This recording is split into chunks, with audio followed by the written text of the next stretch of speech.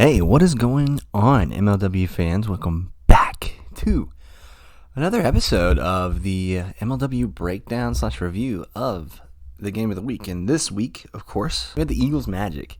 I showed a lot of love on the first video, so please continue to do that. Hit the like, hit the subscribe, and make sure you stay tuned in because there's a lot of great content that's coming y'all's way for the whole year. Let's go ahead and get started. This was a really good series. I think this is showing kind of the improvement of the Eagles and also kind of where the Magic are at. And I think we should just go in game by game and really break down kind of how that went. So in the first game, both Dan and Bonham looked really solid. And it was all going to be decided, this whole series kind of just decided about who was going to make the biggest impact on offense. You know, for the Magic, Bonham was really the only one who was going to be able to get it done in the first. Nobody else got a hit other than him. And on the other side, though, the Eagles were pretty much getting production out of everyone. There was a couple of big moments from Dan. In the first inning, he got the bases loaded and only got out with a run, which was huge. And yet again, he did it in the third inning, and he got Bonham pop up and got out of another bases loaded jam. The Magic really needed to get something going in that third inning, and yet again, they just could not get the ball in play.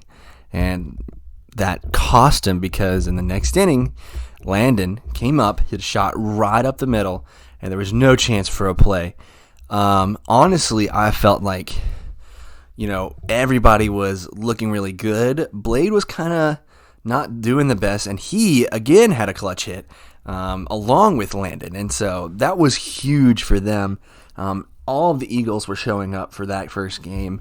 And the team playing contribution from the Eagles shows their improvement. And they looked really good, and they deserved to win that first game for sure.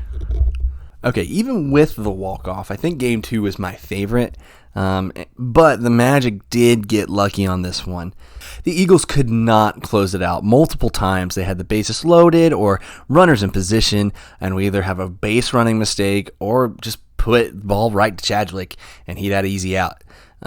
Chadwick had over 9 walks in the game, which is not good because considering the fact that a couple years ago, his rookie season, he had 60. He was able to bring it down this past year, but you cannot be having 9 walks in a game. And in reality, if you look at it, it took the Magic, and it's not a good look for him, but he really did not have any help on the offensive side. It took the Magic almost 9 innings, so 2 games to figure out Dan, and he finally just walked the guys into the win. Like literally, they had a walk off. The Eagles, in my opinion, should have won this game. And Chadwick, however, if I criticize him for the walks, he did put his team in a position to win. He did have some really clutch plays, so don't take that away from him. I just would have rather to see him have a more stronger finish. But that's not to take anything away from the win because that was huge. They absolutely needed that. And again, the Eagles, rookies and young guys, so Landon and Blade and Dallas look so good. And I think this is going to be a foreshadowing for the NL. The Eagles are not going to be a cakewalk this year. They're not having a slow start. It's going to be probably one of the toughest and best Eagles teams we've seen in a while. And then Game 3, honestly, I wish there was more to talk about in this game, but there's not because the Eagles are just so good in this game. Dallas Allen was impossible to hit. In fact, he had a no-hitter and only allowed 5 walks, which isn't great, but at the same time, he threw a no-hitter. It was really only a matter of time until the Eagles were able to find a run.